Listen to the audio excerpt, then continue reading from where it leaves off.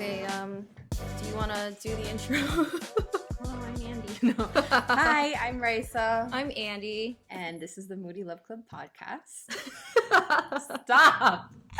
And today, y'all, we're going to open a big can of worms. Mm-hmm. Have you seen Baby Reindeer on Netflix? I have. Have you? I could not finish it. She watched part. Yeah. But I guess with that said, there are like some trigger warnings in this podcast. So sexual and physical violence, stalking, assault, harassment. I think also drug use might be a good one. Yeah. Yeah. Forced abuse. Or manipulated drug use. Yeah. And also spoilers if you want to watch it. So don't listen to this if you plan on watching it. Until you've watched it. Yes. Yeah. And then... Yeah, then come back after. Yeah. And then we can all discuss it. Yes. Yay. So, let's just go over what the general like storyline is for Baby Reindeer. And why we're discussing it. Yes. So you can tell the first part because you watched the first part. Oh my God. So it starts off with him meeting a guy named Donnie, a bartender named Donnie, who meets a girl named Martha, or a woman named Martha. She walks into the bar that he's working in. He feels sorry for her, gives her a drink on the house. What was it? A Diet Coke. I think it was a Diet Coke, yes. Right? That's what she orders all the time. And this is the start of... oh my just God. the most disastrous stalker relationship ever. And I watched it up to, I mean, like, you know, it was terrible. Like, she was sending him emails after emails. How many were there? 41,000. 41,000, yeah. And pretending that she had an iPhone. Oh my God. Yeah, that was funny. So she was emailing everything from a computer and then writing at the bottom of it, like, sent from iPhone. Yeah. And she called him Baby Reindeer. Like, that was how she addressed him in every email. And then, yeah, she just stalked the living shit out of him and, like, even ended up in his house at one point at a dinner party or some cooking party, whatever, that the host so he lived in his ex-girlfriend's mom's house, and she had this cooking party, and one day Martha was there. That is so terrifying. Yeah. And then I watched up to episode 4, and so in one of the episodes we see him being sexually assaulted by Martha by the side of a canal, and he kind of freezes up. And he's like, I don't know why that happened and why I couldn't react. And it was funny because she's like, oh, you enjoyed it. You enjoyed it, right? And then the next episode is basically diving deeper into why he froze, which is because he was he was raped by a writer that he admired. And this writer basically promised him a career and instead kind of manipulated him into taking drugs and completely, like, I don't know, drug raping him. Yeah. Right? That's basically it. And I think he didn't even realize what was happening or the extent to what was happening until he got into the shower one day and he was just in excruciating pain. But he would find, I think, saliva and like there was evidence, but he kind of it just didn't register, I guess, like what was happening, because also he was just out of it. Totally zoned out. But I think the attraction of potentially becoming somebody and him and this writer kind of helping him get to the career that he wanted was very attractive to him. And you know, who wouldn't, right? Like, the industry is difficult. We both know that. I think everybody does. So it was so hard for me. Like, I had to turn it off after that scene. I couldn't watch it anymore. No, fair. So you could go ahead. So. I mean, actually, that's like a perfect amount of like what we should just discuss first. So sure. I think the 41,000 emails. Before we get deeper though, this is all based on a true story. Yes. So the actor in Baby Reindeer, the main character, is the writer, Mm-hmm. and all of this actually happened to him. Yeah. So he's telling his story, and I think that's what makes it so crazy. Mm-hmm.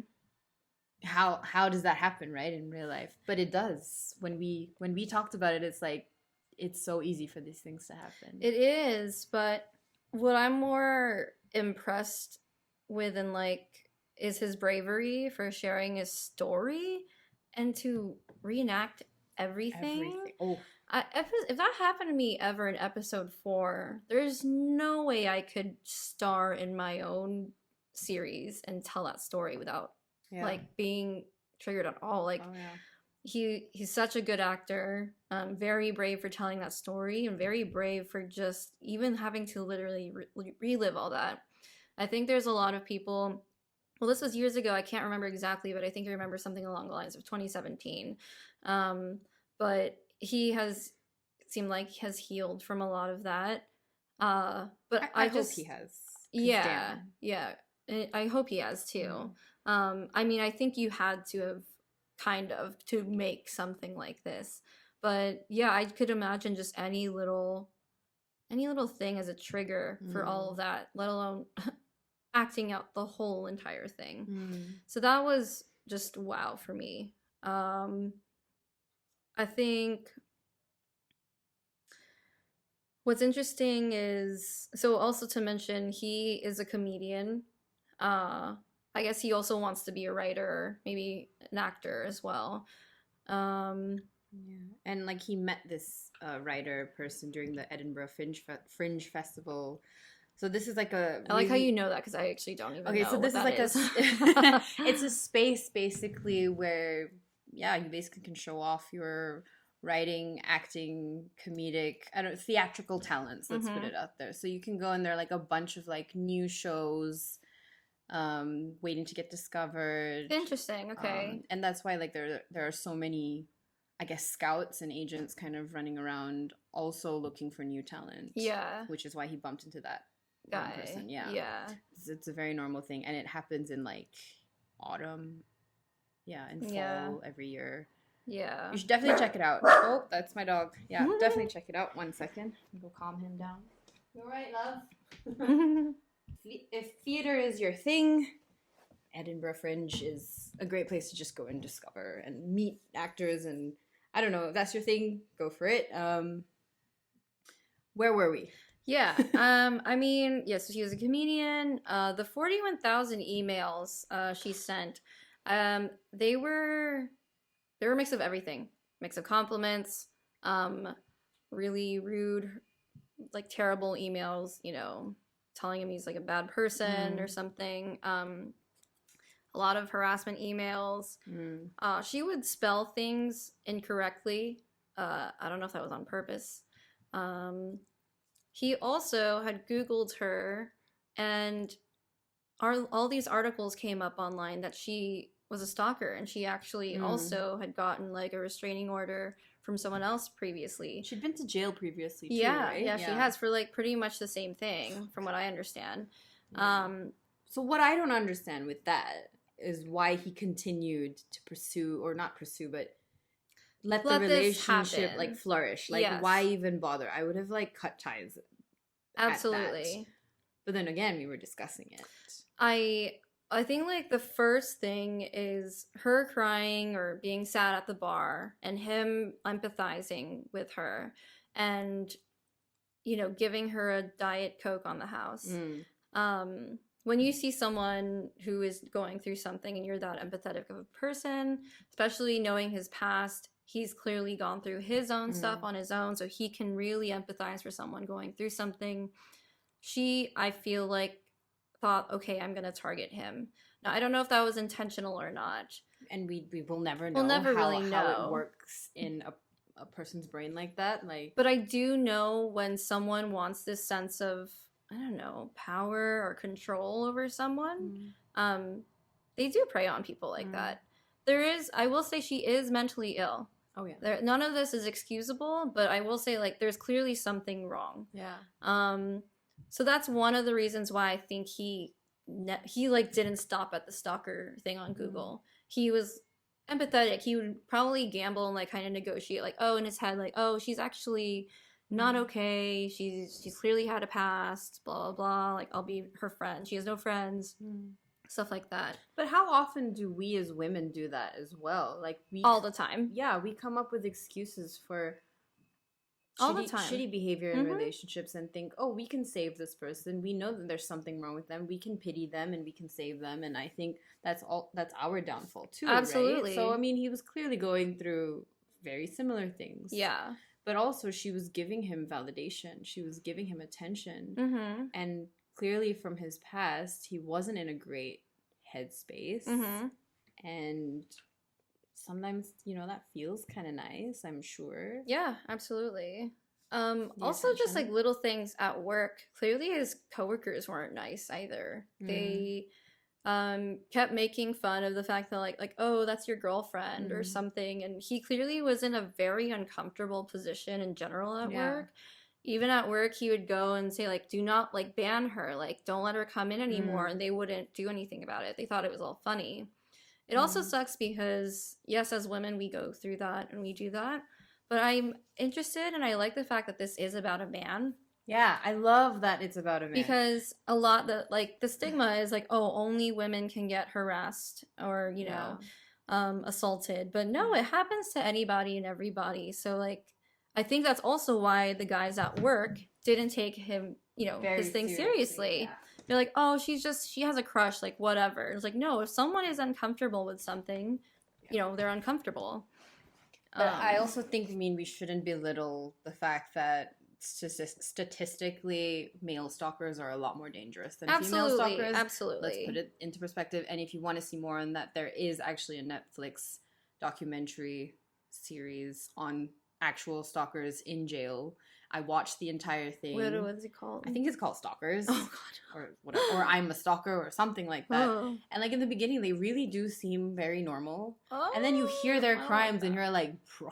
No, I don't like crazy. That. No, absolutely. I mean, I thought that was a given, but yes, you're right. I think it is just interesting that, because you never really see stories like that. You see probably more documentaries about, women getting stalked or harassed, but for men, it's very rare. Yeah. And it can be as scary. Yeah, it is. Yeah. I mean, after seeing this, I could see how that is. Yeah. Yeah, so let's see. Getting into, I guess, the writer. See, that was a really difficult episode to watch. I was warned by other people. Fourth episode? It was, fourth episode. I was warned by, but even the third episode. All of them. The third episode, she does, physically, sexually assault him at the canals. And even that one thing, I'm not saying it's big or small, but that is the smaller thing compared to episode 4. That still made me freeze up. Yeah. I don't like the thought of that. Yeah. And it sucks because I'm pretty sure that small thing did trigger all of episode 4's memories. I could think about all the healing I've had to do with similar situations, and just one thing, one trigger can make you think of everything you've already worked on healing. Or not just that, right? I mean, it triggers your body. Like, your body remembers it all. Mm-hmm. So even if your mind has blocked it out as a protection mechanism, your body will remember, like, this is not, I need to go into protection mode. Yeah, absolutely. Right? Yeah. Which is exactly what happened to him. Mm-hmm. And it's just to bring it back to the male-female conversation. Trauma is such a human experience that it doesn't matter who it happens to, but clearly we all react in the same way. Yeah. We go into our flight or fight mode. Yeah. Or freeze in his case, right? Where he just blanked. Absolutely. And was like, I'm not here anymore. I don't exist. Yeah. Yeah. No, for sure. I also think thinking about how big or small the situation is. Doesn't matter. Anything triggers sound, smell, looking, feeling, like anything. So no, those triggers are a lot, especially for someone who's gone through that. And that's interesting too that you mentioned smell, because he writes very deeply about the smells that he registered in her house, if I remember correctly. What did he say? I can't remember. I can't remember, but if I remember correctly, he does note, like, this is what the house smelled like. Interesting. And what it, I'm pretty sure that's what he said. I could be wrong. I need to rewatch it. Yeah. But he does touch upon definitely... like how the senses are triggered. Yeah. Even perfume. Oh yeah. Oh my god. Cologne. God. Yeah. That's a huge trigger. Yeah. What's that one? Like that all guys wear? Is it like Axe? Yeah. That is a trigger one. Yeah. When a grown man is wearing Axe, it does not smell right. It's I'm not like, that belongs on a teenage boy. Yeah, for real. That's really funny. That is a lot. I think so. Then going into episode 4, he's having a good time with this writer. They're, I think, at a bar maybe or something. Sorry, just to backtrack. This writer does help him, like, gives him notes on his comedy act. Yes. So he's, getting more people to come to the show. People are actually laughing. Like, he's seeing success working with this guy. Of course it's attractive. Of course. Yeah. Of course, whatever he's doing, whatever he's teaching me is clearly working. I really want this for my career. I'm going to keep doing it. I guess it's all this kind of goes downhill when he introduces him to like cocaine in the bathroom. And then they just start getting into like harder stuff. I think I don't even remember what it was. I don't know what it was. I don't remember. I know at some point it was acid. And that's the stuff that knocked him out, right? No. Something, I don't know what it is. I can't remember. But I know the acid is, I don't know how far you got into the episode, but acid was the one that made him realize, like, wait, this is really bad. I need to get out. He like tries to run out of the house. Psychedelics will tell you the truth. Yeah. It will. It opens up a lot of parts of your mind you don't like actually think about. So that's when he realizes a lot of things. It is really, oh god, that episode is just a lot. The one in the shower killed me. Oh my god, yeah. No, when he got in the shower after being raped, I was like, I can't. Yeah, it's a lot. I had to kind of just look away for a lot of it. Nah, I just turned it off, and then I deleted it off my like continue watching because I was like, I don't want to continue watching now. No, for sure. And I got angry actually because I was like, what the fuck? Like, I don't want to watch stuff like this. Yeah. But then knowing that it's a true story. It's not just someone like who's like, oh, let's make a story about literally, this. I was like, why would you come up with shit like this? You can't. It's also like life. Like, you can't be like, oh yeah, let this happen to me. Yeah. Like, that shit happens. Yeah. And so yeah, that's put into perspective, and now I feel like, okay, maybe I can watch it from that I think you can skip that episode. From there you understand what happens, and honestly that doesn't really happen anymore, like that physical stuff it's talked about, but it's not nearly touched upon like the same way it is on episode 4. Okay. So yeah, you can definitely continue that. Let's see. So from there, I guess like part 2, like the second half of this is, let me see. So something that happens through this storyline is that he's seeing a trans woman named Terry, and he says a lot of things. One, he tells her the wrong name. I can't remember. I think it was like Ronnie or something. It was a whole other name. Yeah, whole other name on the profile where they met. They also only went to the same bar over and over, really far away from like town. Yeah. And he was embarrassed of his sexuality. Yeah, he wasn't fully comfortable in. I don't think he even really knew, but I know that he knew he was, queer. Just attracted to trans women, but even men too, women. He said himself in the thing that in the show that he was ashamed of like being attracted to trans women, and didn't tell anybody that he was on a specific dating app that was for trans women. Do you want to maybe try to close the window? Oh, it doesn't pick up. It doesn't? It doesn't Okay, count. I'm not quite sure, but yeah, okay. Good to know. I don't know where I was. Yeah, no, I just find it very unfair, and I tend to question people who do that. I mean, also, I don't think people, I don't know. I've never been this person. I don't think people intentionally do it, and they don't also think about it either. They don't intentionally do it, of course. They don't intentionally do it, but they are also functioning from a place of lack. Yeah. Meaning that they also need validation. Yeah. So, but that's true. It's easy to get that validation from people who don't feel good about themselves. Yeah. So that is a lack of self-esteem as well. 100%. Yeah. So it's on both ends of the spectrum, and you see that in this dynamic too. That both of these humans have issues, have self-esteem issues, need some form of attention and validation from each other. It's coming out in a completely different way, though. Yeah. Right, and that's clearly why they keep coming back together, and they keep trying to, like, he couldn't really let her go. Because what did Terry say? That he needed the attention. Sorry, what was the quote or something? Yeah, she said, like, why didn't you go to the police sooner about her? Yeah. And she said, I think you didn't go because you love the drama.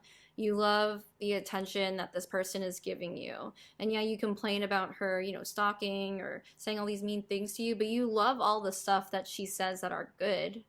You love the attention you're getting from her, the validation you're getting from her. Yeah. And then you also see on the show that, he's not really getting validation either in his comedy. There are a lot of people who don't think his jokes are funny in the beginning. Yeah. And so she's always amused by him, like entertained just by conversation, by him like smiling. Any little thing he did, he was getting that from her, and he wasn't getting that from his comedy skits and his audience. So that actually makes sense. And I mean, I'm friends with quite a few actors. I've got actors in my family. Yeah, you do. Yeah, it is one of the toughest jobs to have, I think, because you are constantly getting rejected.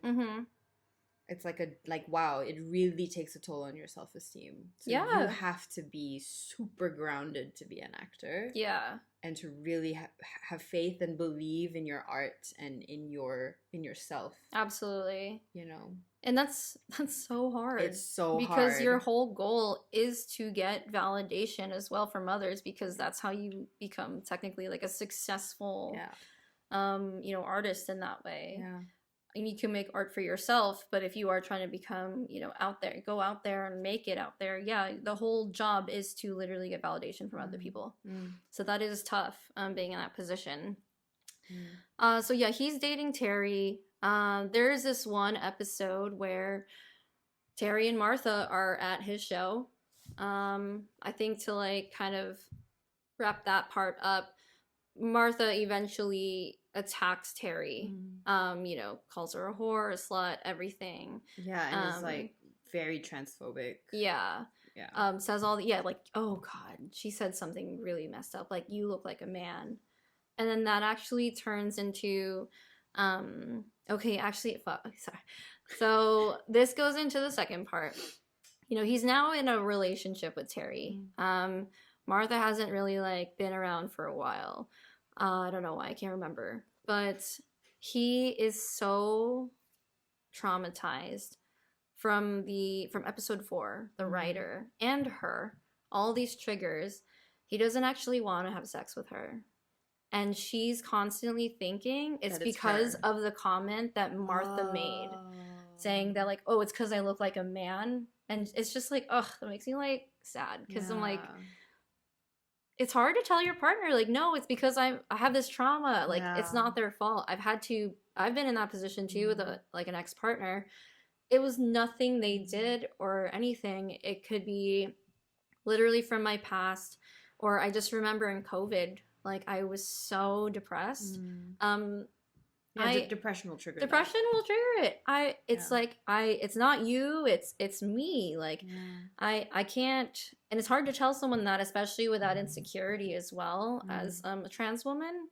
No, that just really sucked, and he could not explain it.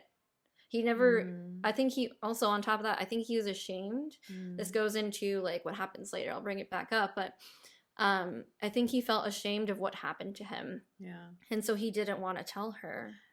Because he was also not in therapy throughout any of this stuff happening, I right? was just thinking that. I was just wondering. I'm like, I don't think so, because otherwise he would have mentioned it. He would have pointed it out. Yeah. And that's interesting too, because I think when you're in therapy, then you're given the tools on how to articulate yourself when shit like this is happening. Absolutely. It's still difficult for the other person to understand that it's really, really not them. And but at least he would have been able to explain that. But wow, yeah. No, that's no, it was a big one. And it sucks because, you know, like as a viewer, you're like seeing this person go through it. And you're like, why don't you go to the police? Why don't you go to therapy? Why don't you tell your partner it's because of your trauma? Like, so easier said than done. I don't fault him for a lot of it. No, me either. But it's just, it sucks being like from the outside, you know, watching all this happen. And really wanting him to be able to get therapy. Mm-hmm. You know? Yeah. So this one part, okay, so then after, you know, all that, he has a big show. He's doing okay for himself, comedy wise. He has his show. He tells a few jokes, no one's really laughing. And then he just goes downhill and starts venting about his whole life. Like, he talks about the writer who raped him. He talks about Martha stalking him. He talks about just everything he's gone through. This like monologue, I think, is about, I want to say like 15 minutes long.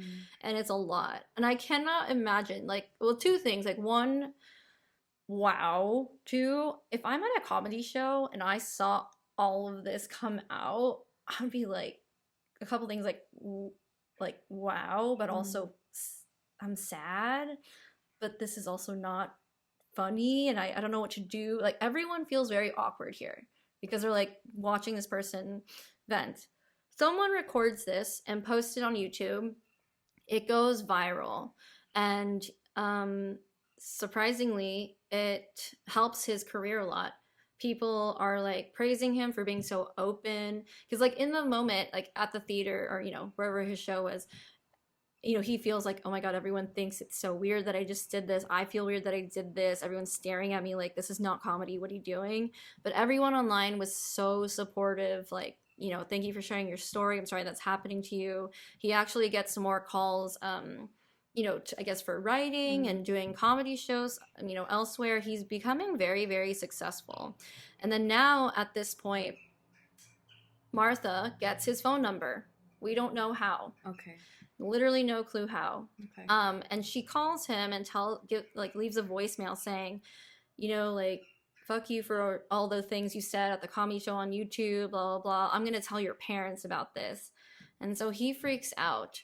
On top of that, she somehow gets the parents' number, and so they're calling him like, "Who's this Martha?" Find all this? That's so creepy. Dude, I have no idea. Like, I mean, these even are mobile phone numbers. I'm assuming, but like, yeah. So the parents are like, "Who's this Martha girl? Like, what is this? What is she saying? Why is she doing this?" So he feels like, damn, I've got to tell my parents about this YouTube video before she does. And so it is a pretty like vulnerable scene as well, where he's talking to his parents and sits them down, and basically has to tell them, like, you know, I was raped and I was sexually assaulted, and this is something I said in a YouTube video, and it's out there, just letting you know that. And I just want you to know that it's out there, because she was going to go tell you that. I wanted you to hear it from me first. The parents are very like sad. They're like, why didn't you come to us sooner about this? He says something like, I didn't want you to think less of me. And then the dad goes, well, would you think less of me? And he was like, what? Like, what do you mean? Like, no. And he's like, well, I grew up in a Catholic church. And you know, he puts two and two together, and he just is like heartbroken as well to know that like his dad understands almost just as well what he's going through. And one, learning that your parent went through that. Yeah. And two, thinking I don't know, just like, I guess just like learning anyone close to you went through that, let alone your parents.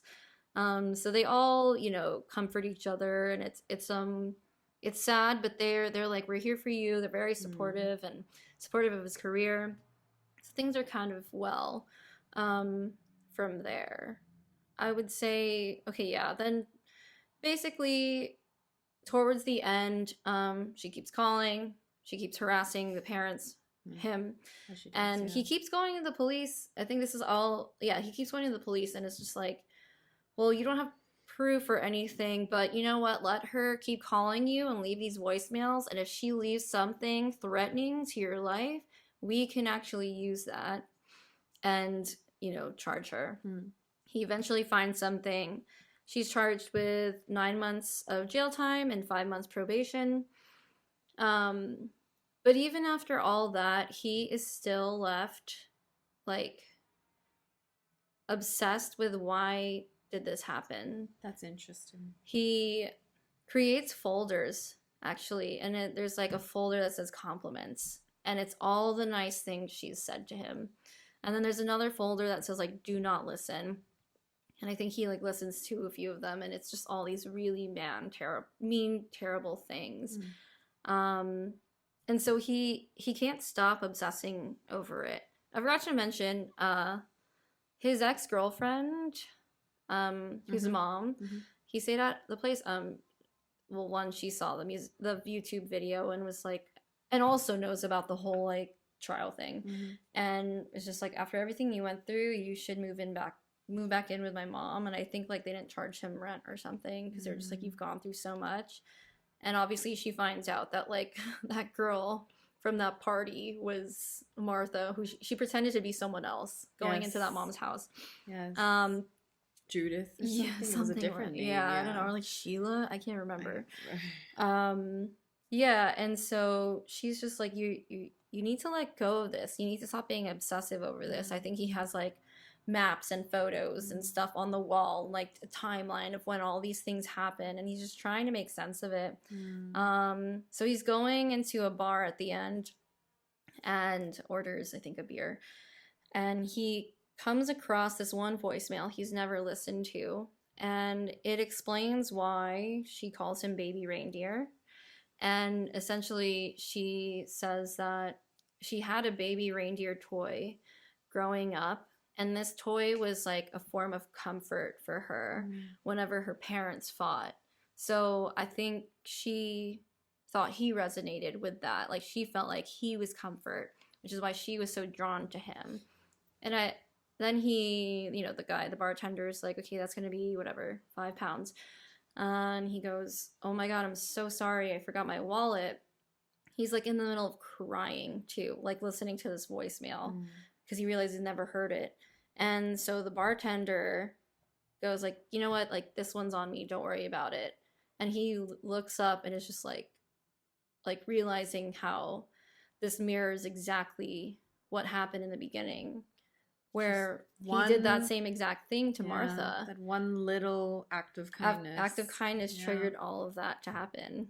And yeah, that is what happened in the gist of the whole show. In 34 minutes. 34 minutes, yeah. No, yeah. I mean, what do you think? What do you think of all of it? I think like the parents, I had like the YouTube video. Well, I mean, it covers so many topics, right? Like generational trauma. It covers trauma responses. It covers relationship dynamics, that they are more complicated than we think they are. So it's a great show to peel apart and analyze, I think. Absolutely. Especially as people who are interested in mental health and how it just impacts us and our relationships and the world that we form around us. Yeah, I don't know. It's so much to unpack. It's so much. And by the way, we found Real Life Martha's Facebook. Her name is... No, are we going to do that? Oh, the whole internet knows what her name is. Her name is Fiona Harvey. And she is going off on her Facebook pretty much wild. Every hour. Yeah. She also types pretty accurately as like what her emails look like on the show, misspelling everything. You said even like she kind of writes like in poems, it seems like. What are some of the latest things that she posted? If you go up to the latest, let me see. Well, that was actually one of the latest. That was like yesterday. So recently, really scrolling that much? Damn.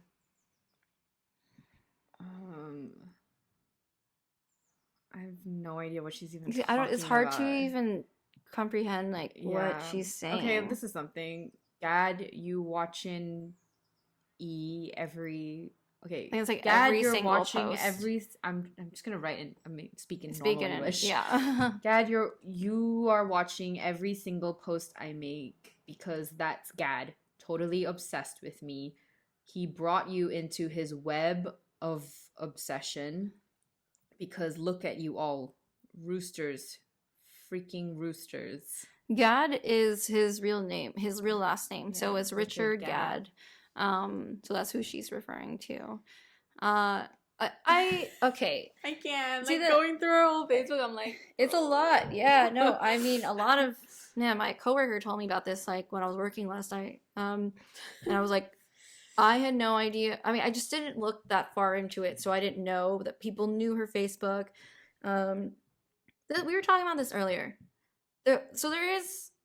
Okay, actually, man, this is good. Now we're talking about present day. What do you think him making this whole series was okay?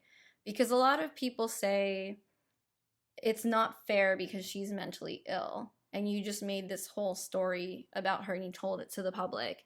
And, you know, you're making it... I mean, there's like two sides to that. Yeah, there's a fine line. But, I mean, he changed names.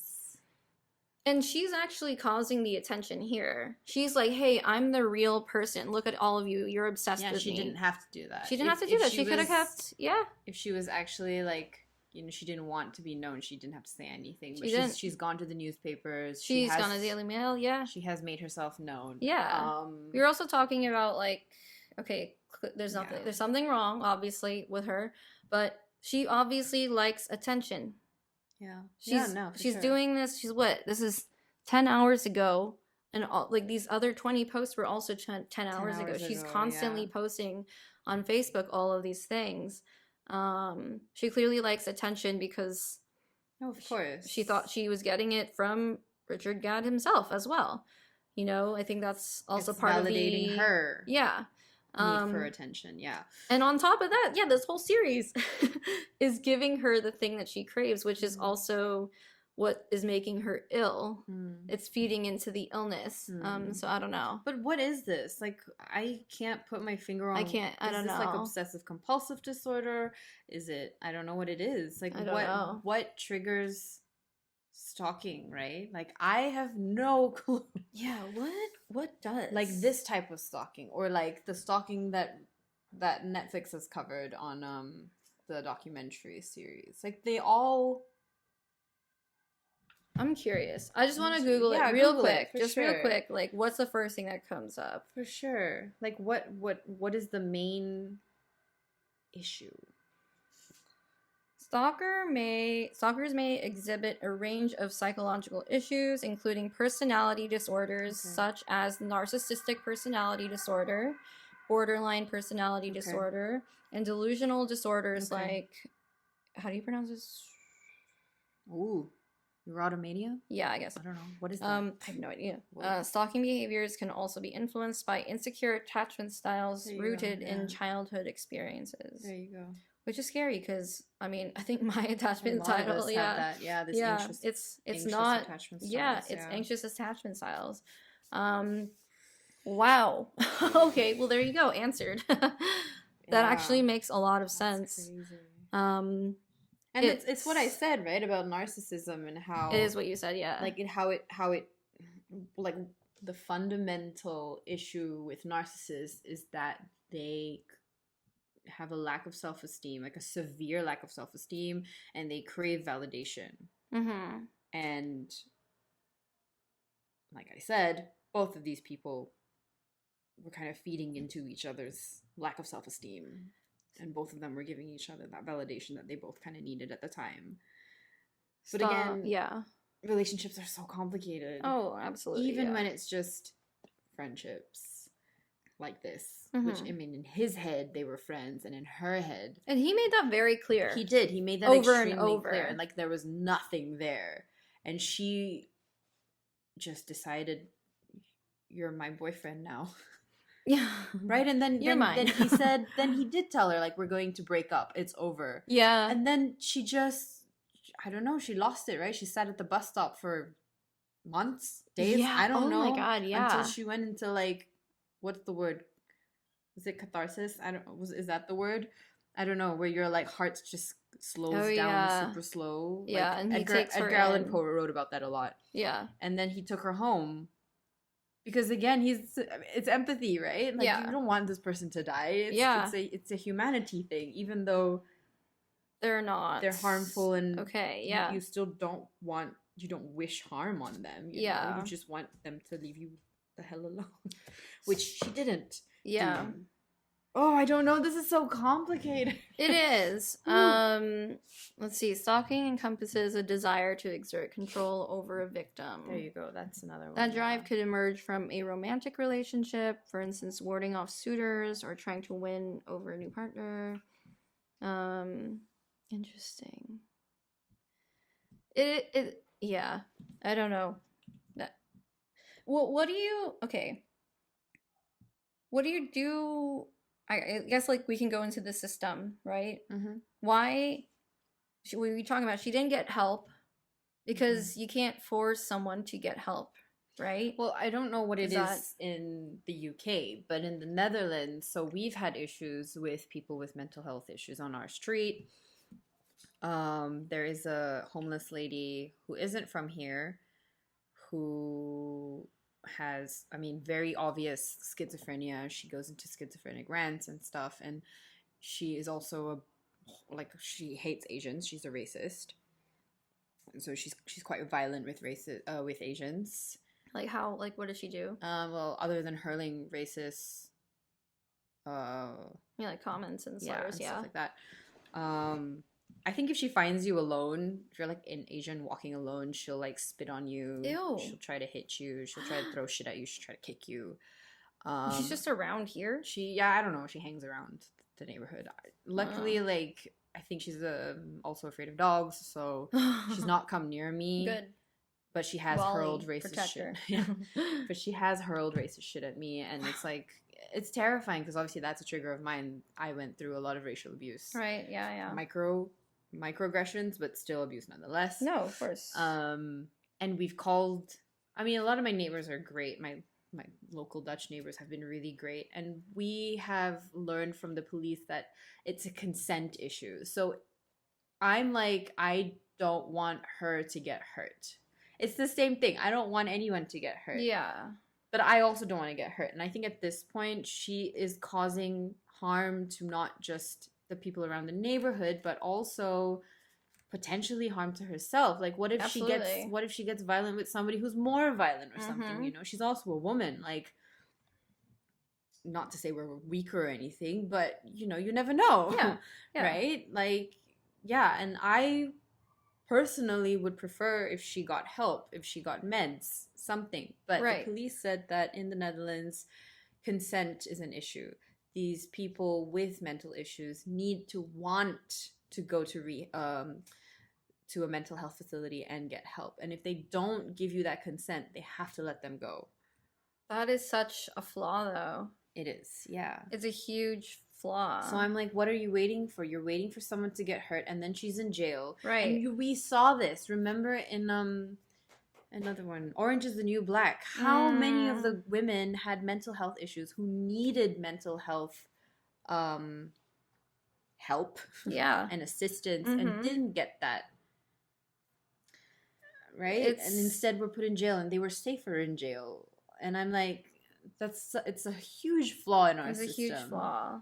It's an even bigger flaw, I think, in America, because even if you wanted help, you can't really afford it.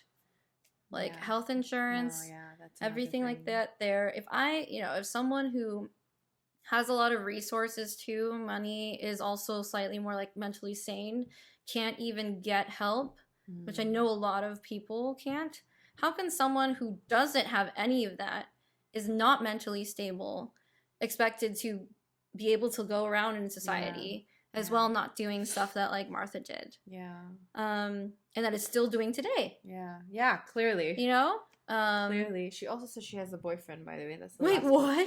She wrote 10 hours ago, my boyfriend thinks Gadd is angry that he never freaking got me in the bed sheets, as his main fantasy was to feck me. Feck, F-E-K. Feck, F-E-K. He thinks that's what eats him up the most. What do the comments say? It's just, the comments are always the most sent from iPhone. Wait, that's the best one. No, version Rose. So you got a new baby reindeer? No. See, like, I don't know. How long have you been reindeering on him? Does he know he's your boyfriend? Oh, goodness. Does she ever respond? No, she doesn't ever respond to any of them. Okay, good. At least she's not. That's a lot of energy to, like, respond to all these people on Facebook. I feel bad for her, honestly. Sorry, sent from iPhone is just, that was, like, really funny. But why is she doing this? Like, because she's not mentally sane. Yes. But, and this is where the whole, it's you know what? My conclusion is it's everyone's fault. It's the system's fault. It's her fault. It's Richard Gadd's fault. Like, there's no one is able to help any of these situations. The government isn't helping. In terms of, providing resourceful. We could go into a whole topic about the UK government, but let's not do that because I don't want to get banned because I love London. Just saying, I love London. I love London. I do. Don't ban me. No. But I mean, okay, but let's be real. I don't know about back then, but even now, you look at the government and how they don't take care of their own people. No. And I'm talking about the UK government. Like, things have changed. I lived there 10 years ago. And now the number of homeless people on the street in the UK is wild. Really? It is. There's so many people. And I've asked my local friends in London, like, what is your government doing? Because they are not, it's not like our lady here who's not from the Netherlands. Yeah, she's from somewhere else. These are local UK citizens who are not getting assistance and help from the government that they need. And don't they have free healthcare? NHS, yes, they do. So that's what... But that's another flaw in itself. Yeah. Where they're overworked. The system is just...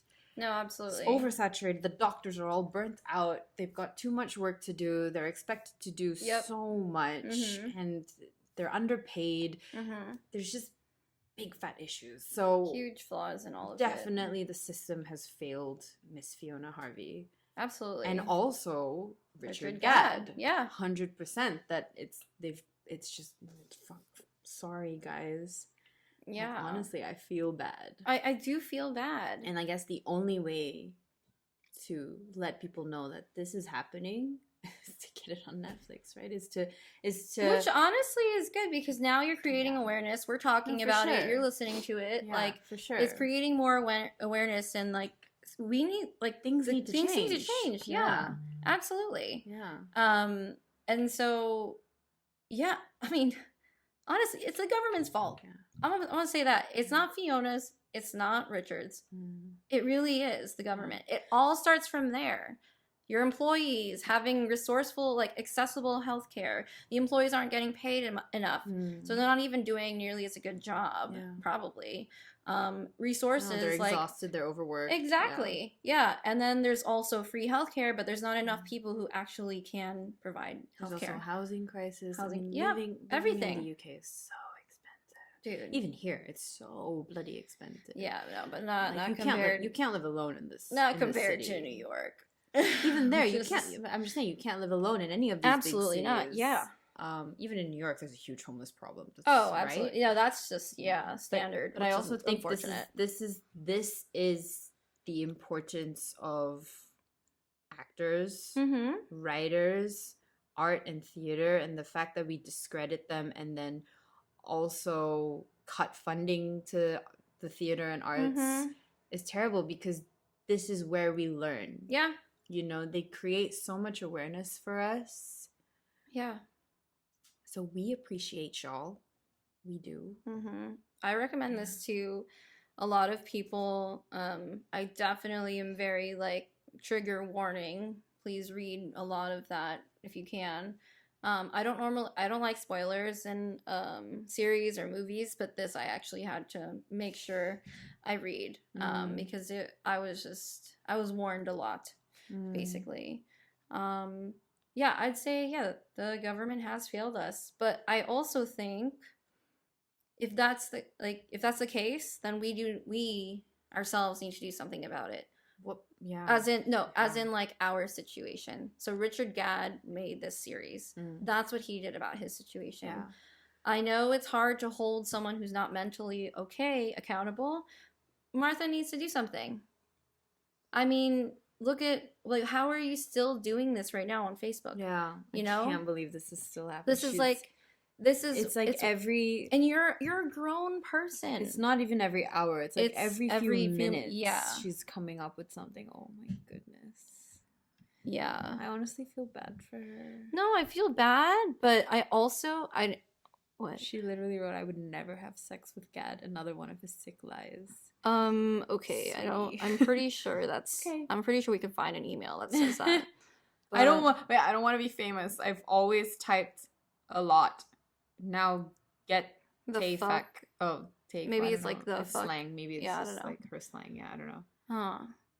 I'm nothing. This is awful. I'm nothing compared to a rapist. You freaking roasters. London is full of deranged zombies cracked out on balloons. What are you even going on about? Sorry, but yeah, I'm getting lost. Hadn't attacked me. Wait, do you think this is the real name of Terry? I have no idea. If Laura Walker... Calm down, Fiona, love. It's 20-1. He don't care about you. He made his money from you. I don't know. Yeah, I have no clue. Whoa. No, I mean, that's the thing, is that I think I hold her accountable. No, still. For sure. Like, there's no excuse at this point anymore. Yeah. You can't tell me there hasn't been a single person that's tried to be like, yo, you need help. Let's get you help. And you not listen. You're a grown woman. Like, come on. It sucks. And the thing is like, I think that's what thing empathetic people do. Where you're like, I can't blame them. Yeah. But look, that's me. That's like constant. Like, I can't blame and I'm the same too, but it's constant validation for them to keep doing what they're doing. No, true. So that's the reason why I've like, it's hard for me to like continue to empathize. I empathize for her past, I get it.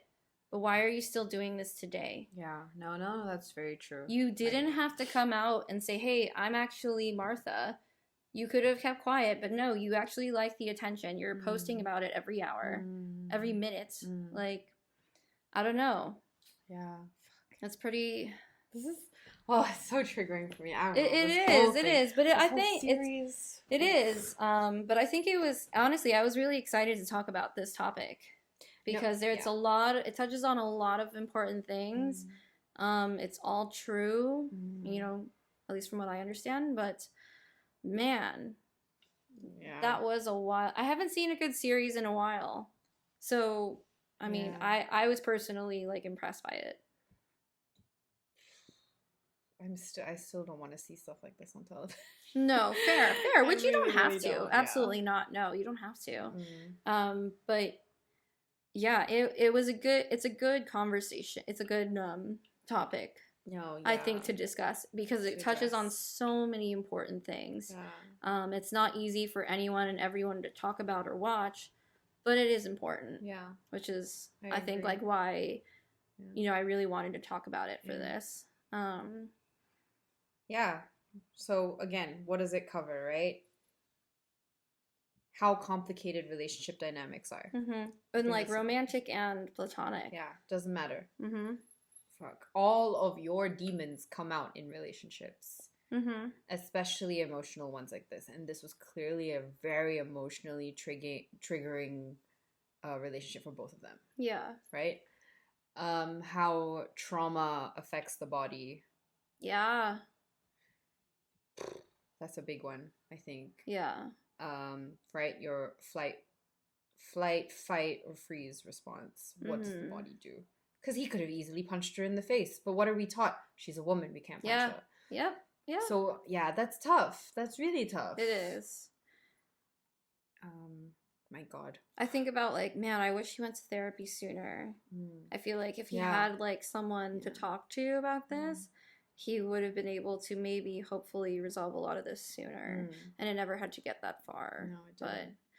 But another one is self-esteem, right? Mm-hmm. Wow, how that... And not knowing your essence and who you really are as a person. And not trusting in who you really are because society is telling you one thing but you are feeling something else. That's so hard. That is hard. That's so hard. Like I wouldn't say I'm like fully straight, but I'm in a straight relationship. Yeah. Right? So I can't relate. Yeah. To how difficult it must be growing up in a society that tells you you cannot be who you are. Which is why I'm so impressed, actually, with the newer generations who are so accepting of whoever anybody wants to be. Yeah. It's very nice and heartwarming to see that. And it's actually really interesting, like, even talking about it with the older generations, like, and how it's completely acceptable nowadays to ask somebody, what are your pronouns? These are mine. But some of the older generation are like, oh, that's not a question I would ask. And then the moment you ask somebody who's like a Gen Zer, is it acceptable to ask this question? They're like, yeah, totally, why not? Yeah, why not? Yeah, of course. I actually want you to, instead of assuming. Yeah. So it's great that, like, things are changing. They're not changing fast enough, I feel. Like, we need to keep...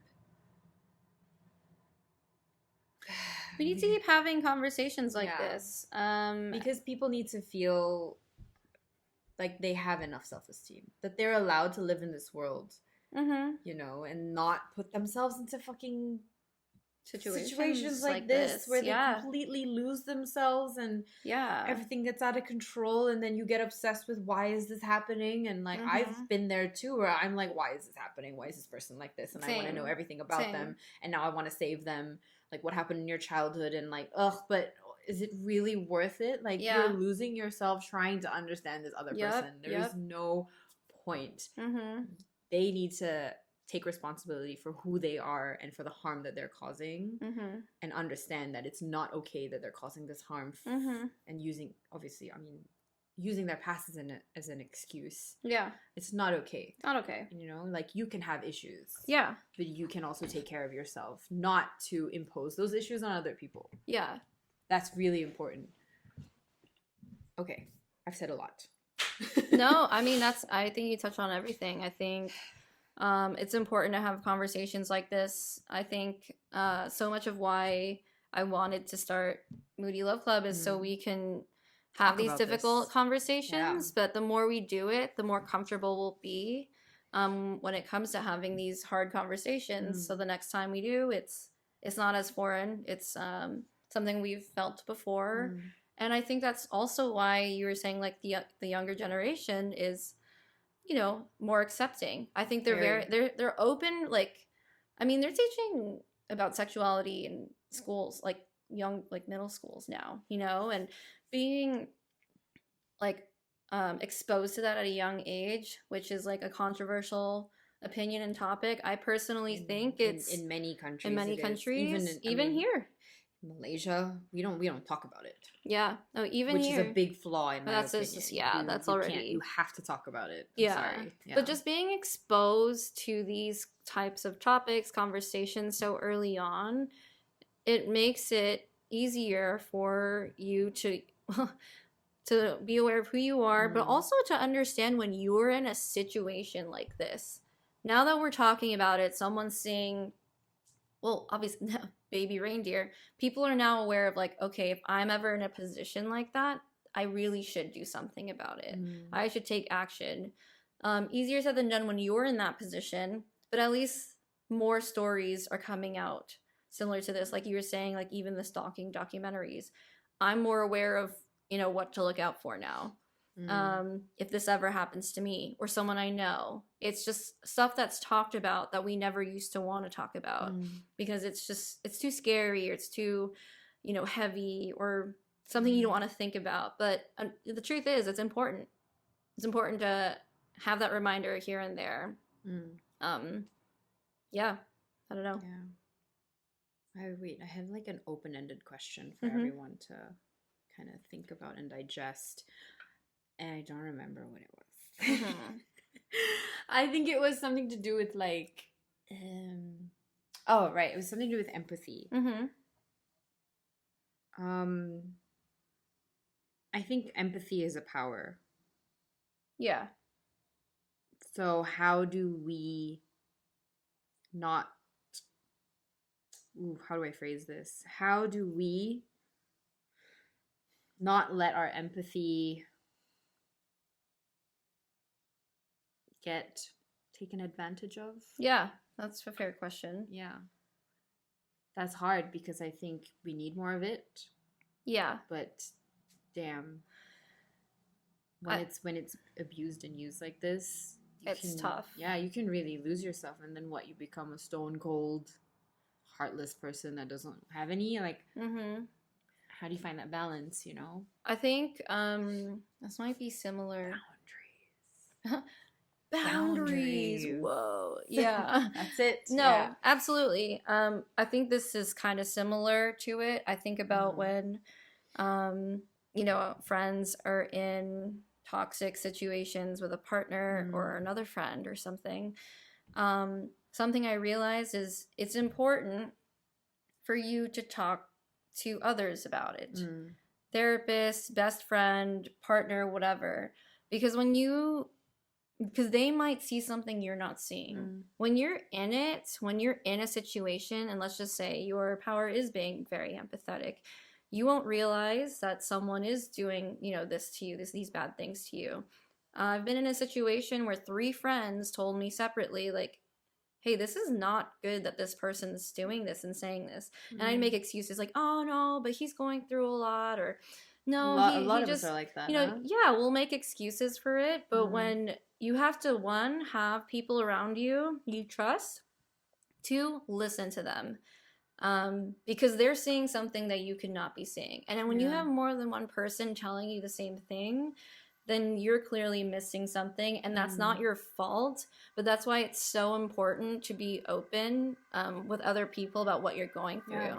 I can't believe he didn't tell people about this situation. Yeah, he kept it to himself. That's not good, guys. Can you imagine, if he had a couple of friends and he was like, hey, this girl is stalking me and blah, blah, blah, emails, blah, blah, blah. They'd be like, you need to do something about this. Which Terry did, right? And yeah, she did. Listen. Yeah. And it's just, and that's the thing, is more than one person. But even then, I mean, sometimes people don't see it, or they choose not to see the red flags, right? Like, yeah, I've had girlfriends like this too. Absolutely, I'm like, the same way. Yeah, I've had girlfriends where I was like, I really don't like him, and then they'll tell me like that's a boundary that you shouldn't push. I like this man and I love him and I want to be with him. Well, then I'm like, okay, I'm gonna stop, but don't come to me when the tables fucking turn and he becomes an abusive asshole. Yeah. And he cheats on you. No, absolutely. Yeah. Which has happened. Yeah. And then they apologize. When they get out of the fucking cycle, right? Yeah. And I'm like, I mean, I did what I could. Right. And that's the thing, is you do what you can as a friend.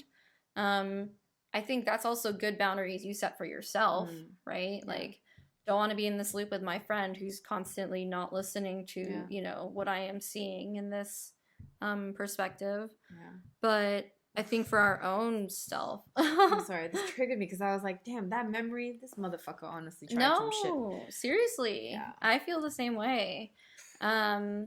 I think it's also important, and I think just relationship-wise, when I feel like I have to hold something back from my friend, like, I don't want to tell her because she's going to say something, she's going to think bad of him or something. that's when I know I really should. And it sucks. And the thing is, as your real friends, the real people who get you, will understand, yeah, your partner does make mistakes, fine. Yeah. But they'll know if it's constantly the same or if it's constantly making you feel a bad way. There's only so many excuses you can make for someone. Yeah. I think your friends will know that they're allowed room for error, but if it's constant error, they're going to let you know. So even when I feel like hesitant about telling my best friend something about like a situation, it's so hard, but logically I really try to force myself to do it. Because I can make excuses for anybody and everybody. Yeah. Like, oh, they're going through a lot, or oh, they had a rough past, or they had a bad day. But yeah, no, having a support system around you, having people to bounce those thoughts off of, even if it's just your therapist, so important. Yeah. Yeah. Fuck. Thanks, Andy.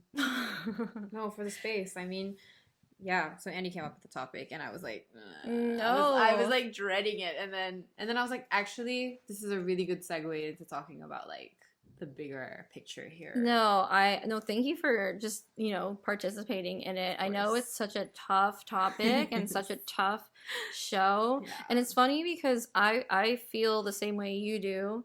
I went through episode 4, and I was like, I can't even keep going.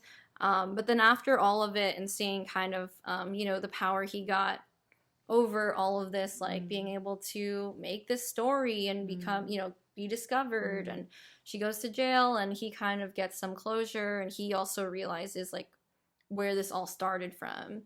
It kind of made me feel a little better. I don't know why, about the whole thing, where I'm like, cool, like he's doing better. It's about using your voice. Yeah. I think that's it. You have to speak your truth. That is why I'm like, he's so brave. Yeah. Like, I can't get over it.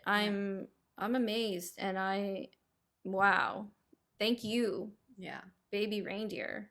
Richard Gadd. Donnie.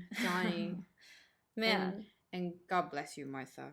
Fiona, Harvey. I really hope you get the help you need. The help you need. Yeah, honestly. Yeah, it's honestly, the system failed you. Yeah. It's not all your fault.